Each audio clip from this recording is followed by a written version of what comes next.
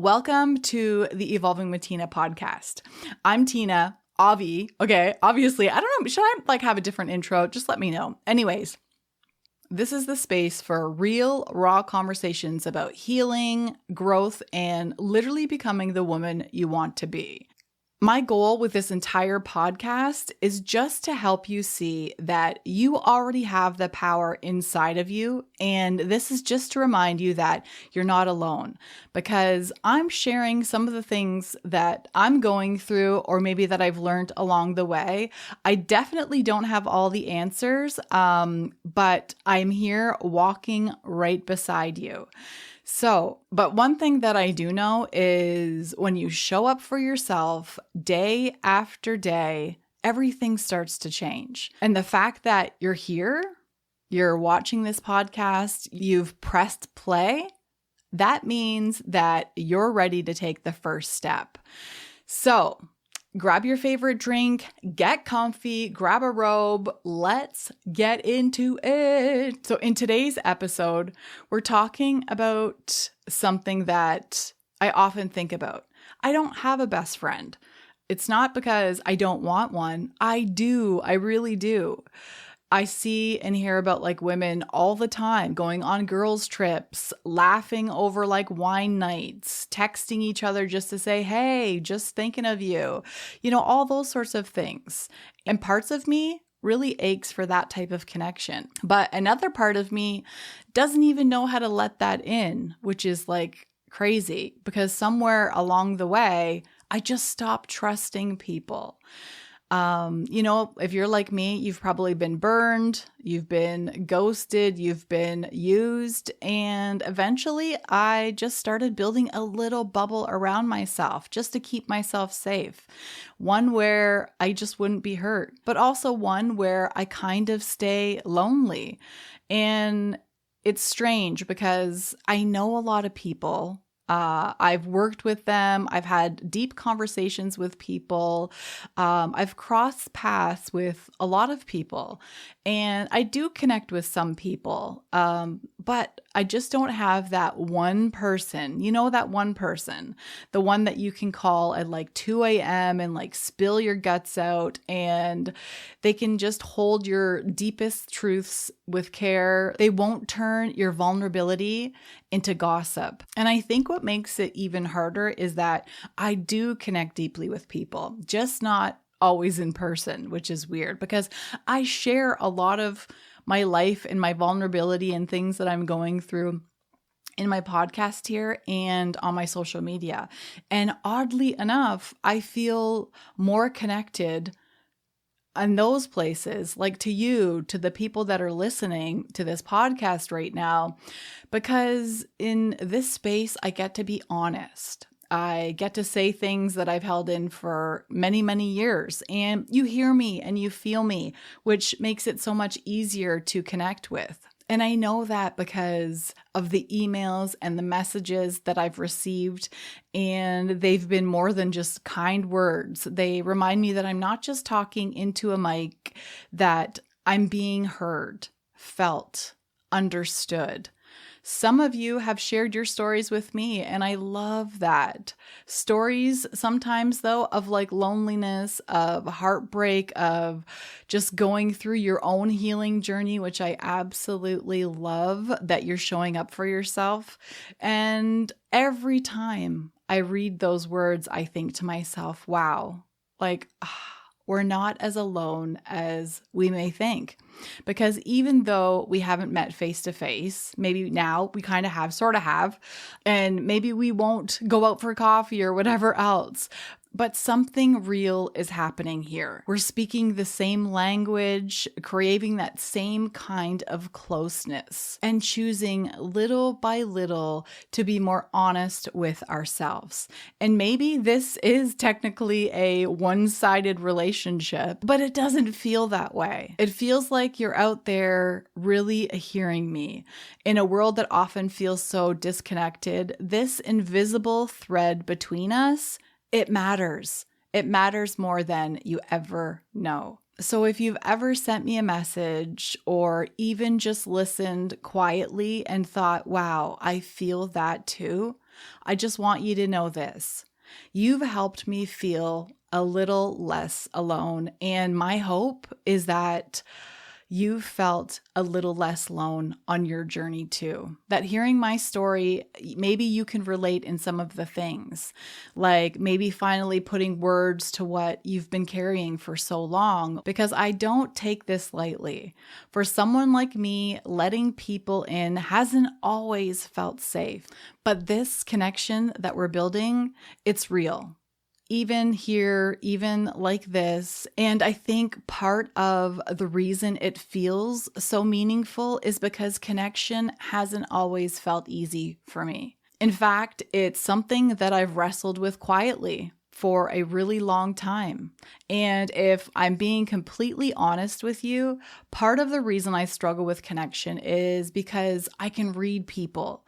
I can pick up on their energy, the tension, the judgment in their face, the insecurities. And when you're someone who feels everything so deeply, it's so hard to feel safe, to be fully yourself. So I tend to filter myself, soften my edges, if you will. I say what I think people want to hear, and that's not a good thing. It's not because I'm fake, but it's because deep down, I want to be liked. I want to feel like I belong. Like who doesn't, right? But here's the hard part. The more I try to fit in, the more disconnected I feel. And the more I filter who I am, the lonelier it gets. I've often asked myself, what's wrong with me? Like, why can't I build those effortless friendships? Because I've watched other people form those deep connections. And while I sat there feeling like no one really got me, like I just can't seem to connect in the same way, for a long time, I thought that maybe something was broken inside of me, but now I see, okay, I get it. I'm just craving different kinds of conversations, not the surface level stuff, not gossip. I like talking about self-help, like growth, why people do what they do. You know, the emotional stuff, the heart stuff. And sometimes when you lead with that kind of depth, it scares people off. And I totally get that. And it makes small talk sometimes feel impossible too. It makes typical friendships feel hollow because I'm just a deeply passionate person. And I've learned that that doesn't make me hard to connect with. I mean, I don't think it does. I think it just means that I'm waiting for a connection that feels like home. I know that's so crazy to say, but honestly, that's what I'm waiting for. So one where I just don't have to pretend, one where I can just show up fully as myself and feel completely safe with that person. Because at the end of the day, if no one knows me, how can I ever truly feel close to anyone, right? That question haunted me for a really long time. It really has, and I think about it a lot. So I started looking a little deeper, and not just into like what, but at the why. Like what is holding me back? Why does connection feel so risky? And that's when I learned that there's something called attachment wounding, or relational trauma, I believe it's called. It's not always like this huge dramatic moments. Sometimes it's super, super subtle and slow, like being left out of like something important where you know all your friends are going to attend, but you just didn't get the invite. Or having someone laugh when you finally share something real or deep with them, or even vulnerable. That is the worst part. Or being the friend who's always showing up for them only to realize that they never show up for you. And when that happens enough times, your nervous system starts to equate closeness with danger. So you're constantly hyper aware, you're guarded, you're careful of what you say and what you do and the connections that you try to form. You start scanning for signs that something might not feel safe, and you wait for them to prove they are before you even consider opening up. Even when a part of you is craving connection, another part of you is whispering, be careful, don't get yourself hurt again. And I remember one time, this was probably many years ago, I had a friend, a really close friend, and I had one like really honest, vulnerable conversation with her. And it was something that I didn't share with a lot of people. And the very next day, we were kind of around like a bunch of people, and she made a joke about it in front of everybody. And I was just like devastated. Like, I was like, I felt like shame, regret, and wish I hadn't even said anything to her at all. But after that moment, I just quietly tucked that part of me back inside because I was like, no way, like that's never going to happen to me again. And that's the thing about relational trauma is it's not always like one big heartbreak. Sometimes it's like small moments like that just keep adding up and adding up over time.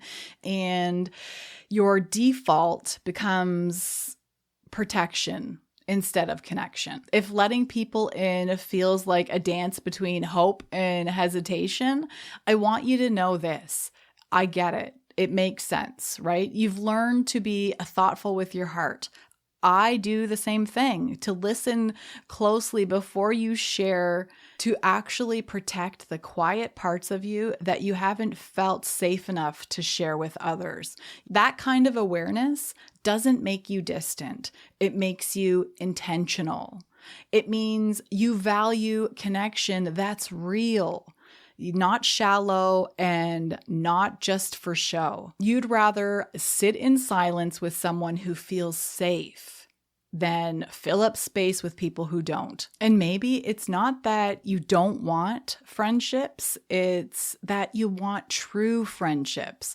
The kind where you don't have to overthink every text, where the silence is understood and your softness is held without question. And I believe that kind of friendship exists. I know I'm going to find it one day, and I know that it's worth waiting for because I've had it. I've had that friendship before. And while I've been like sitting with all of this, why friendship feels so hard, why I hold back, why I really do crave that connection, but resist it at the same time, I realized something that I don't talk about often.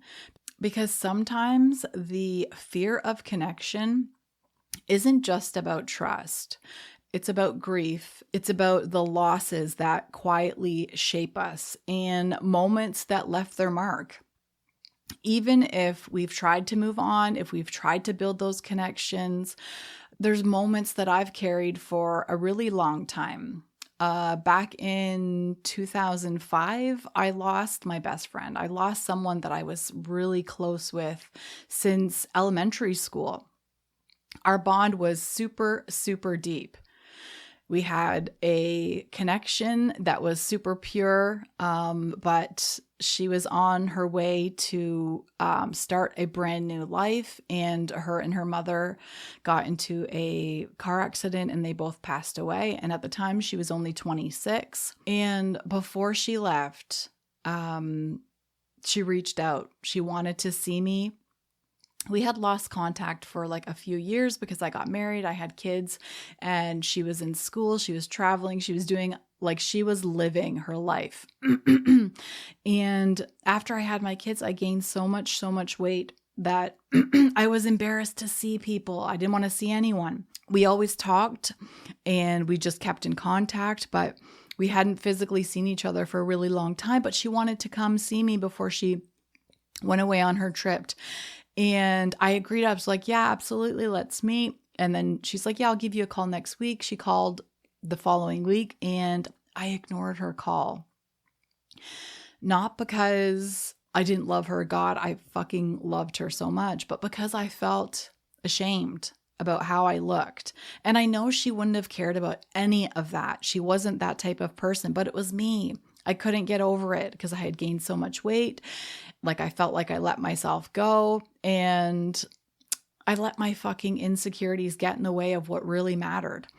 And the part that's the hardest to say out loud is that I didn't even go to their funeral. I didn't even go to her mom's funeral. And I let my shame stop me from showing up. And I made it about me.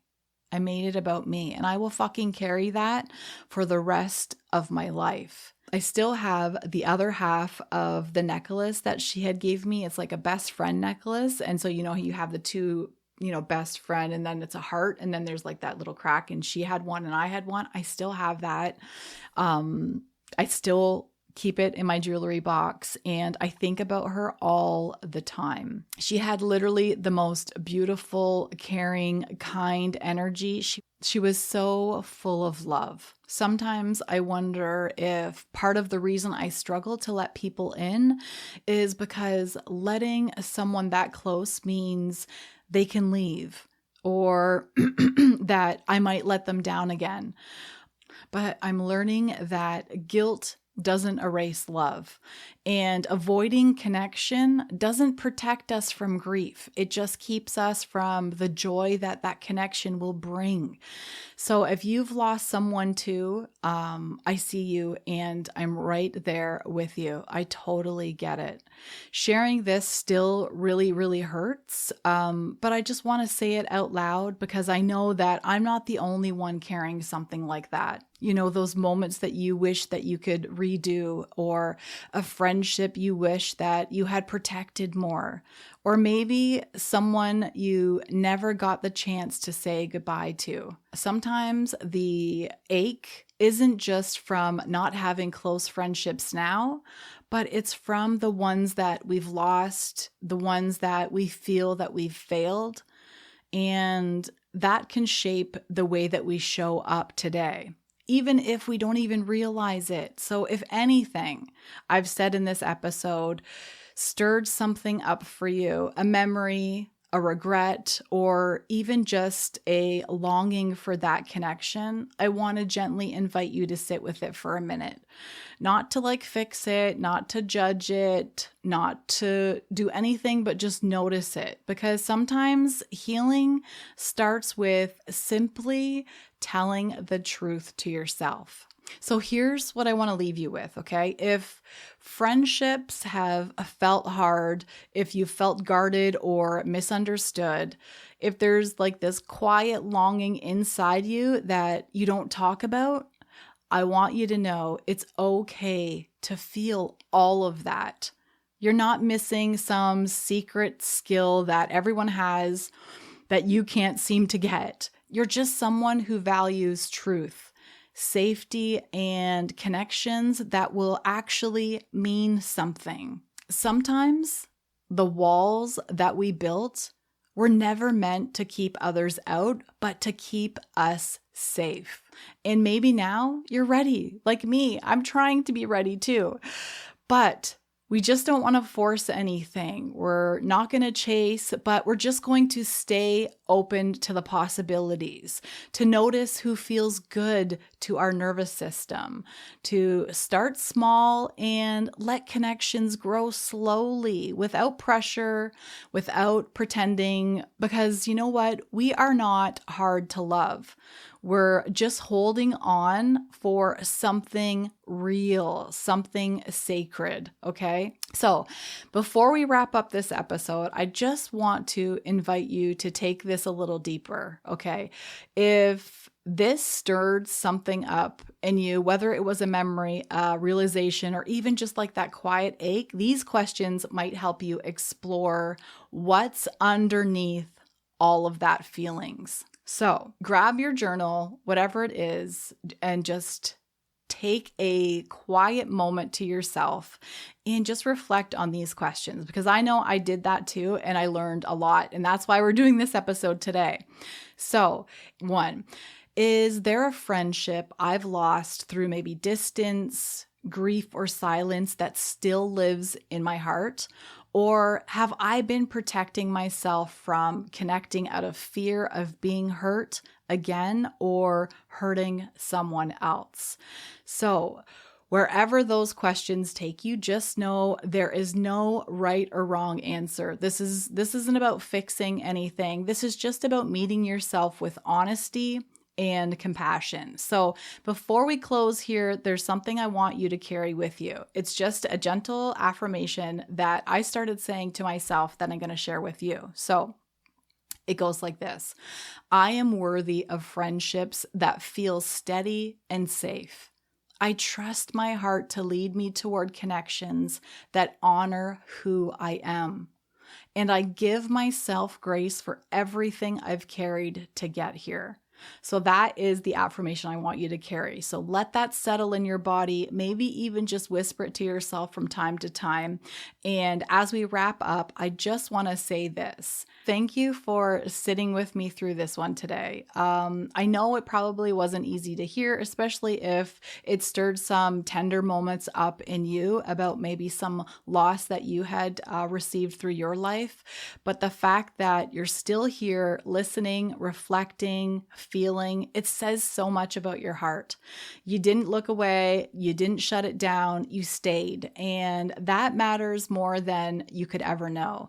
And I hope you know this. I am right here with you through all of this. I'm still longing for that kind of soul deep friendship that feels safe, steady, and real. And maybe, just maybe, we're already building it here in the space where truth is finally allowed to breathe. So until next time, my beautiful evolvers, keep evolving, keep glowing, and never stop showing up for yourself because you matter. Much love.